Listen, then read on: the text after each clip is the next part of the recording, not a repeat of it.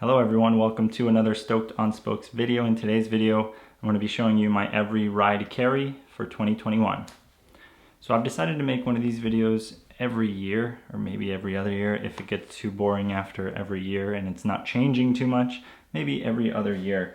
But as you guys can see, if you watched last year's video, I have a lot more stuff. So this is a not minimalist every ride carry. Some of the stuff comes with me on every single ride, and then some of the stuff I included just to show you guys what I film with. I'll leave it towards the end of the video. If you guys are interested, stick around. If you just want to see what I carry to ride my bike without filming, that's the first part of the video. So let's get into it. First item is my trusty Venir pump. I've had this pump since 2011 and it's been working great. When I first bought it, I thought it was a really cheap pump, but it's lasted me this long, 10 years, and has the dual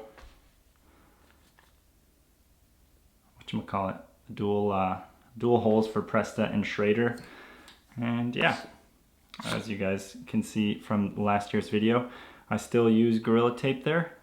You never know when you're gonna need it. And additional benefit, it just makes the pump look all black because it is a silver pump. So I think it looks better all black. Next is a tube. I always carry a tube with me under my saddle, or sometimes not under my saddle, sometimes in my frame bag. This time it's a 700C tube with a volley strap. You never know when you're gonna need the volley straps, and the volley strap just helps attach it to the bottom of your saddle so you can attach it on seat rails. Obviously, if I'm riding 650B wheels, I would take a 650B tube. If I need to change a tire or put a tube in, Pedro's tire levers. The best tire levers. I mean, so many cyclists will tell you that these are the best tire levers, and I would agree.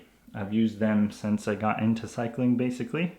I think I had like 2 really crappy pairs at first, and they quickly broke, and so I went with these, and I have 2 sets of the pink ones just because I like them so much.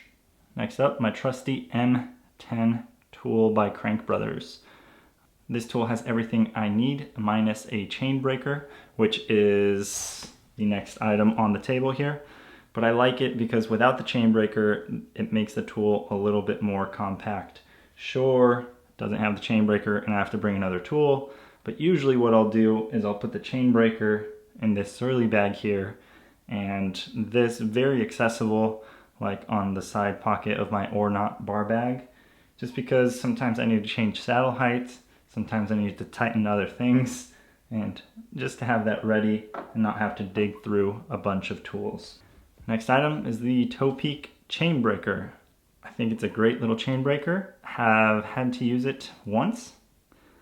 Besides that, I haven't really used it all that much.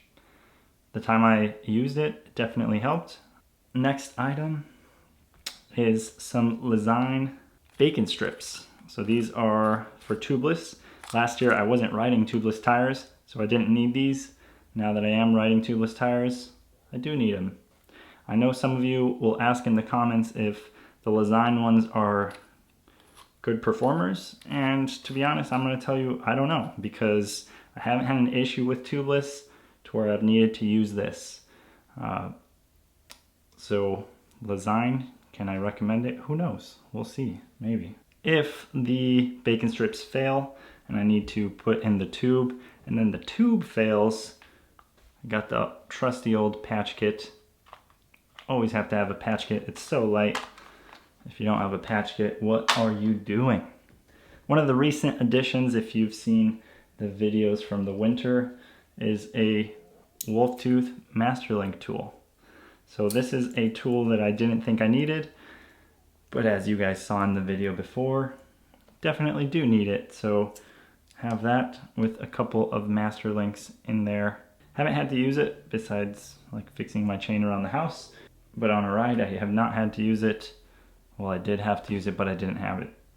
Since I got it, I haven't had to use it. All of those tools, with the exception of the M10 from Crank Brothers and the bacon strips, because you need them quickly if you get a puncture and tubeless. Go in this Surly tool pouch. It's just a Velcro tool pouch, and it's pretty neat.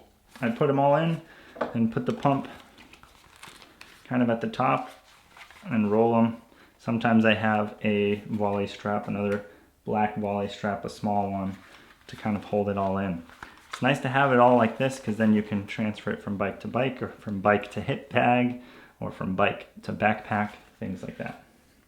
Oh, I lied. One more tool that goes in there, and it is not $5 bills, but it is a valve core remover. If my valve core isn't tightened and it's leaking sealant, I can just go and tighten it during the ride. What I have wrapped around it is 20 bucks in $5 bills, because you never know when you're gonna need a little bit of cash. So I don't really touch this unless I need some cash. Moving on to my lights. Got a Planet bike, same lights as last year. They work, so why try different ones if these are working? Planet bike, this light is so impressive. I charge it very infrequently, and it's always super bright, and I ride with it during the day, especially if I'm on the highway here. Not like a huge highway, a country highway, but I always ride with it even in the daytime. People could see me. Yeah, nothing but good things to say about this light here.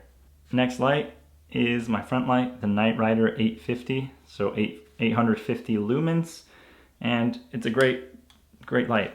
Holds a good amount of battery and has enough brightness for what I need to do. If you're looking to ride trails or anything like that, I'd probably go with more lumens, but that works for me. Bicycle computer, Wahoo Element Bolt. I know they just came out with a V2. This is the V1. This thing is awesome. Although I will say, once I got the Coros Apex last year, I've still had it on because I like to see the map as I ride. But yeah, you could do without a bicycle computer and just go with like a sports watch. Side note, I think what would add a little bit of value to something like a Wahoo. Picture this. You have a garage, you're riding back home from work or the store, and you just hit a button on your Wahoo and it opens your garage door. I don't know why no one's thought of that. Maybe they have, but it's like hard to implement. If that happens, Wahoo, you gotta send me one. Also, side note, Wahoo should be able to link, well, it does link through Bluetooth to your phone, but you should be able to see like Spotify or whatever you're jamming to, the songs on here. It should be like a page on the Wahoo menu, and you should be able to see your tracks, change to the next track, pause the track, all from this, because sometimes getting the phone out is just bothersome. But if they could implement that, I mean, this thing would be just way beyond what it is already. Next up is my cell phone. I've changed cell phones from the last Every Ride Carry. I now use a smaller phone, which I'm super grateful for. It's the iPhone 12 mini, and my wallet's back here. It is MagSafe wallet, not the Apple branded one, a cheap like $16 one. And I actually put a magnet plate. This case is a MagSafe case, but the MagSafe, in my opinion, was just too weak. Like when I put the wallet on, it was barely holding and it would fall off. So I like a strong connection that I know if this is going to be in my jersey pocket or anywhere really in my frame bag, that the wallet's not just going to fly off every time. Yeah, plus side to the wallet that I figured out last time, if you put the wallet against your body when you're riding in your jersey pocket, your phone won't get all the humidity that it normally does, and then when you pull it out to use it, the screen's not soaked with sweat and or the camera's not soaked. So little pro tip for you there. Headphones, same headphones, Apple AirPods, Generation 1. following two items are something I carry when I feel like I might need extra bug spray or sunscreen. In the last video, I got pretty sunburnt because I kind of made the stupid decision to go without sunscreen from home. Luckily, midway through my ride, I felt that I was getting warm, and so I pulled this out and just lathered myself in sunscreen, but it was a little bit too late. I was already burnt, but this saved me from getting more burnt. And the last item that I always take is a Anker Charger. This is a 10,000 milliamp charger, and I just have, I believe this is a 1-foot cable with triple connection, so USB-C, Lightning, and micro USB. So that's all the items that I carry with me on every single ride. Now here are the following items that I also carry with me when I film a video. So we'll start, I guess, with the main camera. The main camera that I film most of the cinematic shots, vlogging shots, is this guy. It used to be a Sony a50-100. I actually sold that, and I bought this Sony a6600 with a 10-18 lens. I bought this for my wife last year, and she lets me use it to go on rides. It's basically this camera, the Sony a7 III with the 16-35, but in a much smaller body. And I know this is a lot bigger than the Sony a50-100 that I had, but it's also better quality. Lets me add a mic, which the other one didn't, and it has IBIS. It's not the best IBIS, but it has IBIS. A couple of items that I use alongside that camera is this, which is just a dry bag with some Peak Design mounts for my camera strap. If it starts to pour, I'll take this out, put the camera in there, clip it up, and then attach my camera straps to this, so that way I'm not carrying my camera when it's pouring rain. The UltraPod 2, this is an item that I've just grown to love more and more. It's super light and just super versatile. Second camera is the GoPro Hero 8 Black. Good camera, don't really need to say much about it. You guys know about GoPros, everyone uses GoPros. Last item is the Think Tank battery holder. So I used to just toss my batteries into a bike bag, but then when I went to go get a new battery, I didn't know which ones I'd used, and I label all my batteries, so they have like Sony Z #1. This is a Sony Z battery, and it's #1. But I would always forget which ones have I used, which ones have I not used. So what I do with this Think Tank, by the way, I have GoPro batteries, 3 GoPro batteries, and 2 Sony batteries in here. So what I do, I'll show you guys.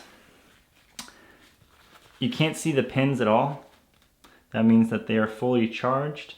When I take one out, put it into the camera, I take the old one that's dead in the camera out, and then when I come back to put it in, I flip it so that the pins are up. That means it needs to be charged. So that's just what I've liked to do, and this little Think Tank keeps all my batteries from jiggling around in my frame bag, whatnot. Yeah, pretty sweet little pouch there. One last item that I do absolutely carry on every ride, but is not up here for the sake of space, desk space, is my beloved Marmot jacket. This thing's still going. It just doesn't know when to give up. It's awesome. It's like a very light running jacket, windbreaker. Packs up super tight, so it just fits in like any bag. Every single bag that I have, even the smallest ones, it fits in. So yeah.